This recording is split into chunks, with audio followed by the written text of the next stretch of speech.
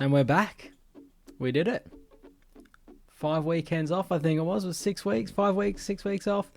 And we've made it out the other side. We've been watching Euros, we've been watching Olympics, we've been watching Superbikes and F1 and whatever it is that you've been doing to pass the time to get you to this point to have a double header right on the horizon. Styrian Grand Prix into the Austrian Grand Prix. And we're here today, guys, to talk fantasy MotoGP with a little preview for the race. Who are we taking? Who's likely to do well at this doubleheader for this circuit? What trade are we going to make? And how do we generally set ourselves up for the run into the flag now? We've got to make sure that we don't want to be chasing our tails too much in the run home, don't we? So we need to be set up nicely here. We want to be making trades that we kind of want to have guys in that and a constructor in that we kind of want to keep and only change if we have to. We want these guys to be racking up points for us. And true to form, guys, like always, all my decisions I make and everything I do to do with fantasy, I do in front of the camera, which means that I actually don't even know what score I got at the last round. That also means that the trade I'm going to make, I'm going to do right now, we've got to decide it on the spot with you guys. I have a vague idea of what I want to do, but we'll see. Okay, so let's just jump straight in, shall we? We'll box me into the corner like a little Japanese TV show, man, and bring up the fantasy page. All right, I picked up 91.5 points in the last round, which was in I can't remember. I can't actually remember. Is that bad? I think that's bad. Oh geez, it was Assen. I've watched another race at Assen since then. That's really going to confuse me now. We had Superbikes there. Oh, Fabs from Mav. Now I remember. Now I do remember. Right, so where does that leave us? Picked up 91.5 points in Assen, apparently. And let's go straight to our favourite league. It's the LTV MotoGP Bragging Rights League, because this is the one we're doing all right, and we've dropped off the pace a little bit. We've dropped to 4th. Geez, some big scores from Leighton and Jay, and Racing Tulips outscored me too. Well, look, we're going to get back on it this week, because I think the fuck up that we made going into Assen, which was the KTM trade, should come back to us now. So let's have a look. We're red arrows everywhere. We didn't do well. We know. Okay, great. As always, guys, tell me if you're in any of these leagues with me. The official league, the Motor League, the UK league for Love MotoGP, any of that, LTV league. Let me know how you're doing in them. Now let's just go have a look at our team. Let's look at the team. So guys, this is how we went into Assen. Like I said, we made a huge mistake in friggin' KTM. And I still, in my own head, don't know why I did that. But I did. Hopefully that's going to work for us, because I've forgotten that I'd done that, to be honest. And my plan this week was to run with KTMs or Ducatis. And I think that's where the money is this weekend, guys. If we have a look at the constructors, who's cheaper? KTM, just... If you're looking to on constrained budget here or save yourself a bit of coin, definitely go for KTM in this race.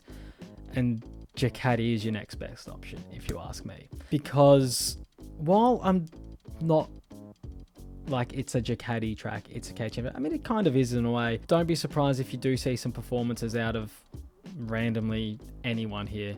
Quartararo, Mir, even Marquez. You know, last season, if we look at it, we had 2 races stopped halfway through and restarted. Was Mir leading one until the restart, and then Nakagami was leading the other one comfortably, I think, until the restart. So who knows what the hell is going to happen here. But if we go on the style of the circuit, all that stuff, it generally feels like it's going to favour either KTM or Ducati. Ducati has more bikes in the field and more front runners than KTM, so the value is probably with them, the smart money. I don't know if I'm going to change the KTM now that we've got them in there, or if it's worth me changing out a rider, or I've got Miguel already and I don't know. I mean, if you're going to go for one KTM rider, I think it's probably him over Binder just on form, but who knows, Binder he's a quality guy, quality rider, he could turn up. It's just whether or not I stack with Ducati here. So I've obviously got Bagnaia, I've got Miller. I could potentially get a lot of points, but how much I've got a lot of salary cap left. It might be worth just doing this, and then based on this result, I can adjust for the next race. But if Miguel goes and wins this race, then I'm going to be absolutely spewing. But I've already got him in the team, so either way, I'm thinking of being aggressive here. We've dropped to 4th. Got to be aggressive. I'm thinking this. potentially Bagnaia, but I think Miller, with his form there last season, he's had a shit one going into the break. He'll want to turn that around. He's had time to think, settle, getting his dirt bike out in the bush somewhere and just clear his head. Comes back a new man here, and I think Miguel, I'm going to back him in here, because not just because he won there last season, it was the last corner move, he kind of got a little bit, like he did a bit of a Bradbury Olympic reference. But I think he's a chance to do really well here again. He's a really informed rider at the moment. Not amazing in Assen, but, did a decent job. And the run into that race, he was phenomenal. So we're backing him in here. KTM we think are going to be strong. It makes sense. Yamaha, not so much Yamaha circuit, but, I'm saying that because of the, stop-start nature. But you get into the second half of the circuit, it starts to flow a little bit. You can make time back. And he's been unreal, so who knows? He'll probably just go and win it now that I've done this. But I'm going to go in like this, guys, and I've actually talked myself into this change here. We are going to make a change this week. Our one trade available, and it's one that we can always adjust if we need to. So we're going to bring in Ducati. Our trade for the week is going to be Ducati, because I think even if Miguel goes and wins the race, I think there's a good chance of getting a couple of Ducatis on the podium.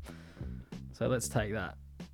And then if it just looks like Miguel's just going to back-to-back it and we can trade that back, then this is how we're going to go into this race. Now, I definitely think you're going to need a makeup of something like this, right, for these 2 rounds.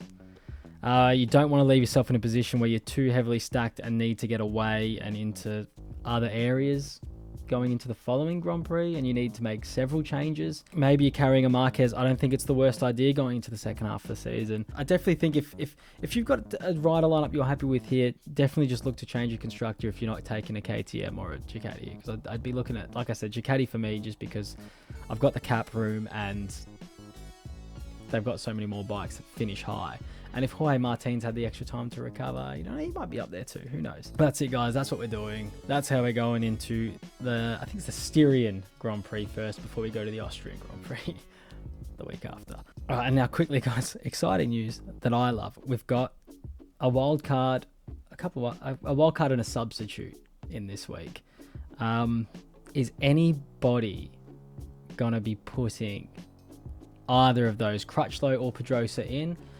My thinking is, I think we're going to see one, if not both, finish in the top 10. Probably more so Pedrosa. I think after all this time, all of a sudden now he's like, I want to be a wild card. I want to ride whatever package they're bringing to this Grand Prix. I think he likes what he's seeing, and I think he likes what he's been testing. I think he's thinking he's going to be competitive to a degree. I'm thinking top 10 for him. Cal, maybe a week to get into it, settle. He's on the 2019 bike, subbing in for Morbidelli. Anyone thinking of taking Pedrosa for this round to pinch hit, or Cal for one of the next 3, maybe when we get to Silverstone? Let me know what you're doing. It's going to be very interesting to see if anybody's doing that. I'd love to know if someone is doing it, because I think it's pretty cool. I'm glad to see wildcards back. Very happy with that. And that's my thoughts. So if you want to hear some more in-depth thinking on my previews for these Grand Prix and predictions and whatever, aside from just fantasy stuff, check out the LTV Sportscast MotoGP pod that I do with Leighton and sometimes Jay. I'll link his channel on Spotify in the description. Check that out. Be on that on the Friday before the Grand Prix this week. You'll hear my full thoughts, or more thought out opinions on what I think might happen. So check that out. And other than that, guys, enjoy your double header. It's going to be awesome. Like I said, we'll try and squeeze a video. I am on holidays again the week in between the 2 Grand Prix, so I will try and get something up, probably my power rankings video just on my phone like I did last time, a couple of minutes, and we'll see you on that one. But enjoy your Grand Prix. Shit always happens at this Grand Prix. It's dangerous and stuff. It's fucking guys, bikes flying everywhere. Let's get into it. All right, and just hopefully no one gets hurt though, but chaos ensue, please. See you on the next one.